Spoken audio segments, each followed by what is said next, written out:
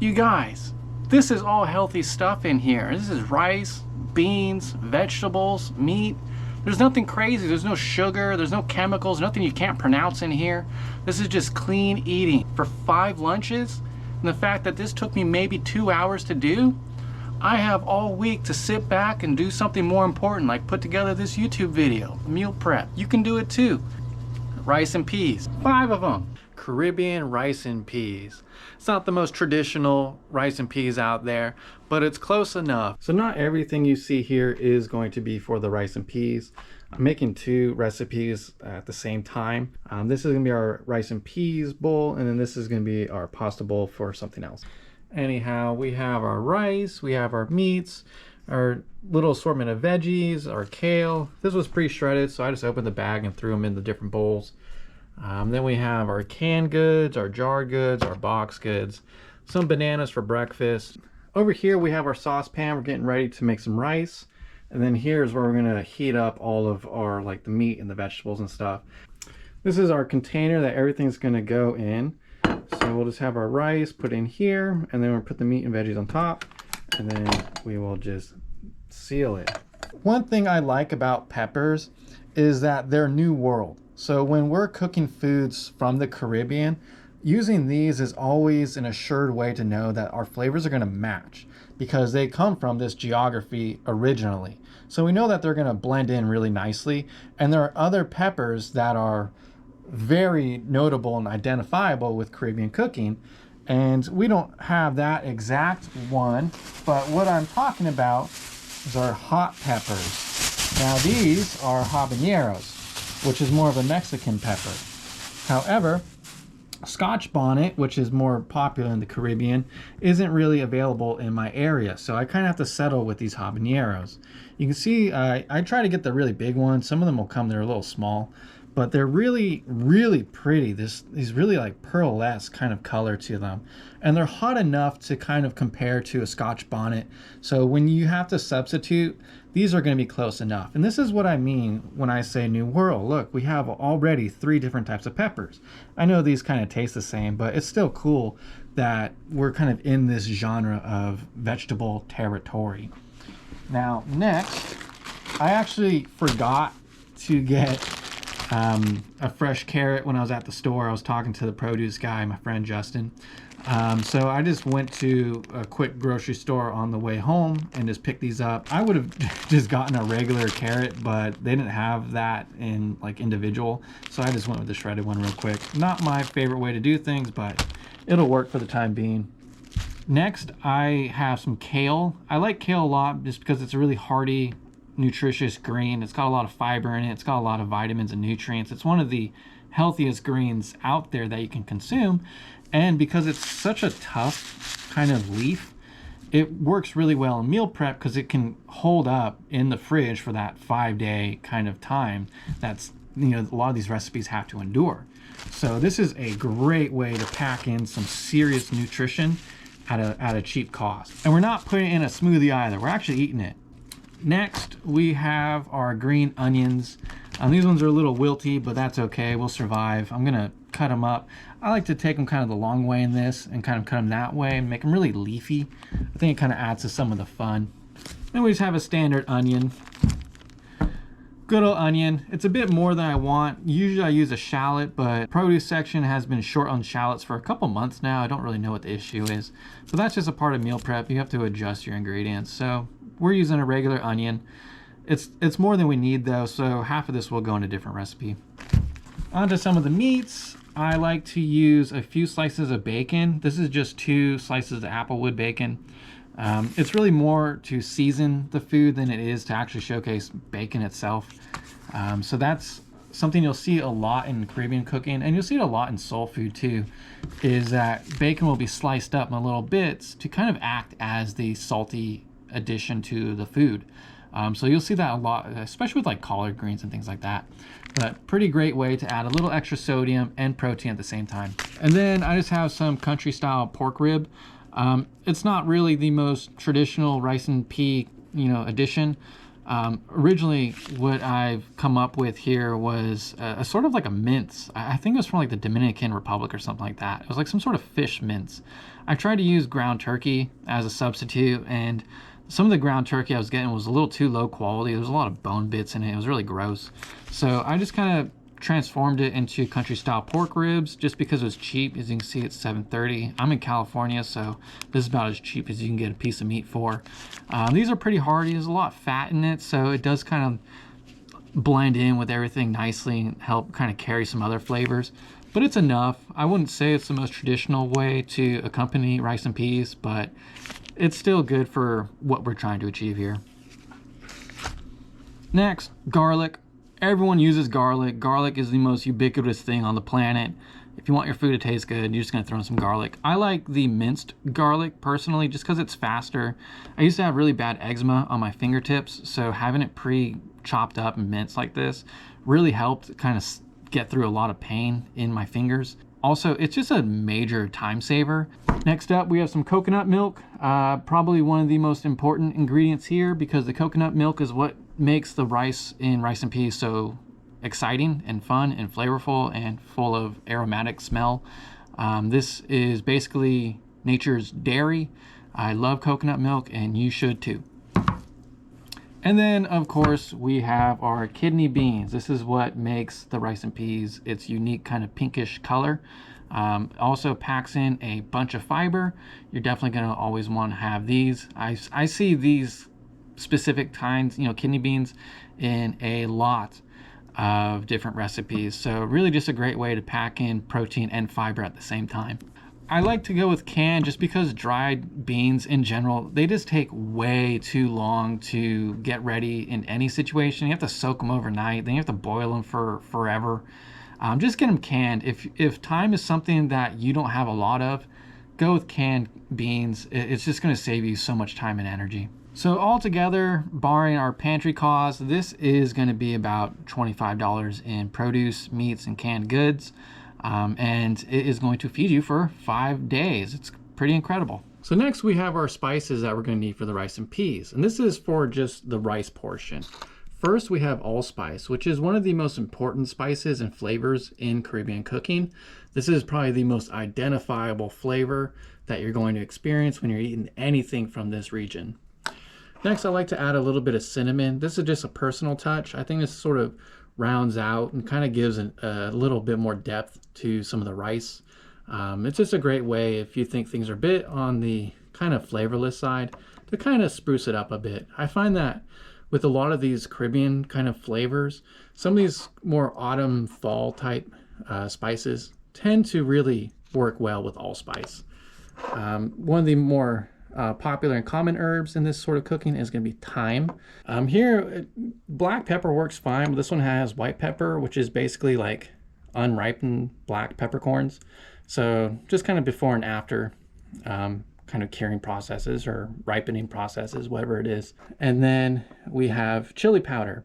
I know there's a habanero in there, and there's going to be a habanero in the rest of the cooking too. But the chili powder is really helpful because this is a lot of rice.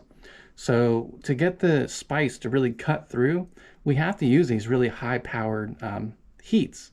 And that's going to help with the chili powder and the habanero. They're going to work together, because if you just use something like jalapenos or serranos, it's actually the rice will cover up the heat from those a little too much. So if you need to really kind of cut through that, a little extra chili powder will help complement the habanero. So for our topping with the Caribbean rice and peas, we're gonna have some chili powder again. We have more thyme, we're gonna layer that on top also, as well as allspice. But our two next ones are a little different. One is curry powder.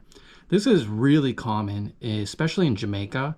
The English, they colonized India and Jamaica, so it's not a surprise that this curry powder has found its way into Caribbean cooking. It is kind of a secret tag team partnership right here, curry powder and allspice, that you'll see kind of pop up a lot in Caribbean cooking, like curry goat, soy sauce. I know it sounds bizarre to have soy sauce in Caribbean food, but again, this is a Another example of the Colombian exchange, soy sauce or liquid salt really works well for marinades. And marinades are one of the most common techniques used in Caribbean food. And some white cooking wine for our acid. So first thing we gotta do, I got 2 cups of rice right here. And we just gotta wash it. So I'm also gonna take this time to rinse out my beans. So now we got that all rinsed out. It's actually the juice and all that sort of weird liquid that's inside the can that actually gives you kind of those bubbly feelings in your gut. An actual bean itself doesn't cause any issues. I'll just cut the stalks in kind of these big old chunks like this. And then I'll just sort of drop them in. Perfect. Next we'll just take 1 habanero and just kind of get a slice in there. And then this just goes in there too. So we're just going to kind of sprinkle it in. You don't want to be shy. Next we have some cinnamon. Put a little bit of a lot there. That'll happen. Sometimes you'll just add more than you're really trying to do. And then we got the thyme. Again, this is a very important herb in Caribbean cooking. The thyme and the allspice. In Caribbean cooking, these are your 2 very important friends, thyme and allspice. Then we're gonna crack some pepper. Not too much. I especially find that this cracked pepper is really easy to bite down on in the rice. And when that happens, it can be a little unenjoyable. And our chili powder. We want this to kind of cut through the rice. If you don't make it hot enough or spicy enough, this rice will kind of cover up a lot of flavors. Next, we're putting in coconut milk. This is going to introduce our fatty element. And we just dump it in. I really like this brand specifically because I think the coconut is like a bit closer to ripe or fresh when they can it. You can see in here it's a bit more kind of sludgy looking, but that's actually a good thing. It smells stronger than all the other brands and has less emulsifiers, which we really don't want to be eating all the time. And then I just like to top it off with a little bit of water so that we can kind of stir everything together still. And we just kind of mix it all in. And it almost starts to look like a porridge as you do this. And it's going to smell pretty good because you're going to get all this fruity smells from the pepper and from the coconut. And then the allspice and the cinnamon kind of give it this autumn sort of dessert kind of smell. And then from here, it just cooks up like regular rice. Just going to want to bring it to a boil and then kind of simmer it down over time with one added step. About halfway through our process, we're going to add the kidney beans.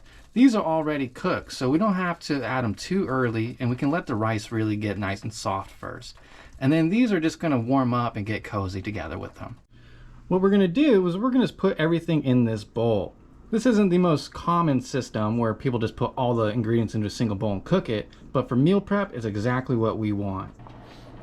Now that it's starting to boil, we're just going to churn it down a little bit and then put a lid on it. It's starting to smell pretty good. We have our bell peppers kind of chopped up in these strips. We're julienning it is what we're doing. We're just going to layer them on kind of like that and get them all cut up at the same time. Don't rush this step because it's very easy for your knife to slip. And then I like to get them down to these little kind of bite-sized pieces like this. And then we have these nice little strips like that. So we'll just pop them in our bowl and we're going to move on to our habaneros. Be careful, these will stay on your fingers and you can feel the heat for quite some time. For the habaneros, I'll just sort of get as thin of a slice as I can get. And I try to leave some of the seeds in there because I still want the heat to really cut through this rice so that we can actually taste it. One important thing I learned, because we actually ran out of habaneros at the store for a couple months there. This recipe can get really, really bland if you can't taste the heat. So it's very important. Next we have our onion, and you can see I just kind of quartered it. One is going to be for our rice and peas, and the other is going to be for our pasta. You can see I'm trying to get these really thin. Hey guys, so I actually lost footage of myself cutting the green onions for this video. This is me cutting the onions for the pasta I was doing at the same time. This one I cut them horizontal, but for the rice and peas, I actually cut them long in the vertical direction so they're a bit more leafy. And then I just throw them in the bowl the same way. Then to make it easy, I'm gonna alternate which bowl these go in, one at a time. It makes it a lot easier because it's so springy and spongy. See, what I do is I kind of bend it, and then I'll bend right here, and then kind of hold it down. And then from there, I can cut it off. And then you kind of roll it up. You get these nice long strips. Now you'll see that it's just a giant green bowl. But if we look under, you'll see all our nice veggies in there. Look at that, that's so pretty, isn't it? You can't get anything in fast food that colorful and that healthy for this price. Next, we're gonna be breaking down our meats. Easiest meat to start with is always gonna be the bacon, just because it's so small. Only got 2, that's it. Now this is where a lot of authenticity can start to get into a gray area. When it comes to a lot of Caribbean food, a lot of soul food, and really just a lot of black cooking in general, pork can be sort of a hit or miss. There's a lot of black communities, a lot of black culture where pork isn't something that they eat. So when we are applying it to Caribbean food and soul food, we do have to kind of take that into consideration sometimes, because it's not always a traditional ingredient. It can really vary depending on the people eating it and kind of what their religious practicings are. And just like that, we have a handful of bacon that we can add to our bowl. Same as bacon, pork shoulder, the country style pork ribs that we have here. They can also be sort of a hit or miss when it comes to Caribbean and soul food cooking. So depending who you are and what you're trying to achieve, you might need to substitute this with a different type of protein. And we're gonna get small little strips, kind of like this, about the same size as the kale.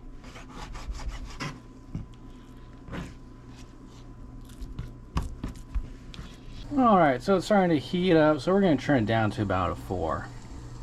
Now that the rice is getting closer to cooked, I've taken out all of the vegetables and I'm getting ready to put in our kidney beans. So we just throw them on top. Sometimes the rice, because of the fat and all the seasoning and spices that we put inside, it will kind of crisp up a little on the bottom, kind of like a tadig when you're cooking Persian food, but we don't want too much of it. So we're just gonna break it up. Make sure all the rice is mixed up with the beans so that the beans can kind of soften up and kind of get involved with everyone else in there. And then we just pop our lid back on it, and then we're gonna really lower the heat. And then we just kind of let it sit until everything else is ready. So you can see now we're getting closer and closer. The next thing we need to do is just spice it and season it, and then it's gonna be ready to cook. So we'll start off with some of our allspice. Again, this is a Caribbean staple. You need this if you are making any of these recipes. Then we're gonna layer our curry powder. And we won't be shy with it. We want the curry powder to really mingle with the allspice. And then we're gonna put in our thyme. And it's these 3 components that really make the heart and soul of a lot of this regional cuisine. We're gonna up the ante again with our chili powder. We don't need too much, but we definitely want it. And then we're going to season with soy sauce.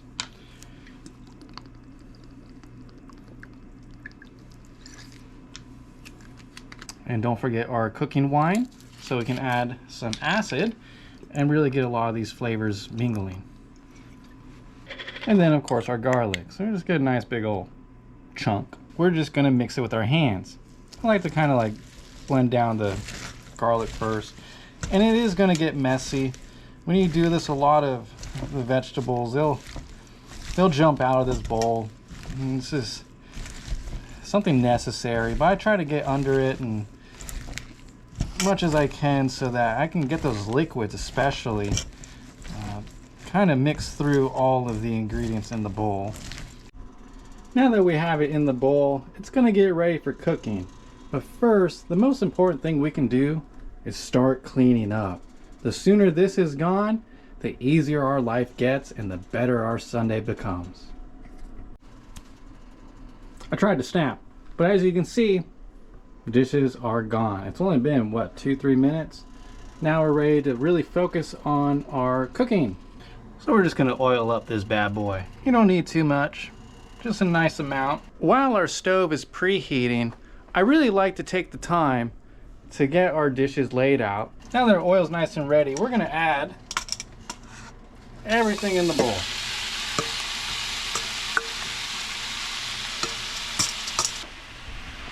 And just like that, we're ready to start cooking it down.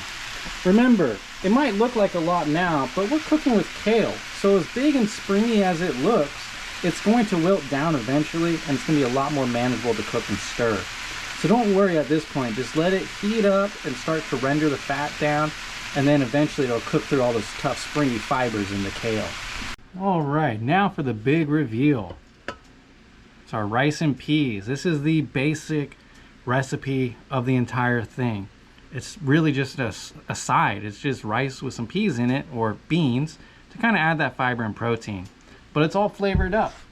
Now, all we need to do is just distribute it. What I tend to do is I'll just get like 1 spoonful each. It fits about 2 per, but you just kind of go one at a time for the first run. Make sure it's all even. And you can really smell it, but it's that cinnamon, the allspice. You'll know if you make this exactly what I'm talking about. That cinnamon and the allspice, they play with each other. And then the fat and the fruitiness of the coconut really help it reach this next level. And it almost smells like something you would get at Starbucks. But healthier, cheaper, and a lot more exciting. And when it's ready, you'll see it looks something kind of like this. They're all just sort of evenly spaced out, and to give you an idea, it's about halfway in the bowl. Not only is it ready, but by leaving it on the counter, it has time to air out. You see, when these lids go on, suddenly there's no room for all that heat to escape. You can see right now it starts to steam up. By letting it air out, we kind of let all that excess heat dissipate and get out of the food, so that when we store it, we're gonna have better results in the next couple of days. Don't just immediately put the lids on. Let it breathe a little bit, like a nice fine wine. So it hasn't all wilted down just yet, but it's a bit more manageable. You know, things aren't popping off the pan, and I can adequately stir in some little spaces here and there. But what I want to do now is make sure that everything's sort of broken up. You know, sometimes if you're using a bit of a dull knife, or if you're in a hurry, sometimes the meat or the veggies, they won't separate too well, so you'll get like little bits of clumps in here and stuff. You want to break it up. So you see how it's starting to get a lot more wilted down? That's really great, because now that the kale has sort of folded and, you know, gotten a little greener and wilty, it means everything else in here can start making better contact with the heat from the pan, which means we start really getting some of the finer cooking going on. Now it's really getting going. You can see some of the juices are still evaporating. That's most of the cooking wine and the soy sauce that we mixed in. And then some of the water that comes out of the vegetables and the fat that renders. But for the most part, we're basically ready, and at this point, it's just how much longer do I really want it to sit and cook. And there we have it, a rice and peas topping. So we're just gonna put this on top of our rice, put it in the fridge, and we are good to go. The more I've done this, the more I've found these tongs are really great at picking up all this food. You just kind of go one and just take it one at a time, and we'll get about 2 scoops per dish. And it's all pretty measured, so you don't have to worry about balancing it out, but you can always use a scale if you really need, you know, to measure that much. I know some people do. And there you have it. That is 5 days worth of lunch. Caribbean rice and peas. So now we just start boxing them up. And there's no real preferred order to do this. I always kind of do it differently every time. See that? Boom. And just like that, we have 5 lunches ready to go. You guys, This is all healthy stuff in here. This is rice, beans, vegetables, meat. There's nothing crazy. There's no sugar. There's no chemicals. Nothing you can't pronounce in here. This is just clean eating. For 5 lunches, and the fact that this took me maybe 2 hours to do, I have all week to sit back and do something more important, like put together this YouTube video. Rice and peas.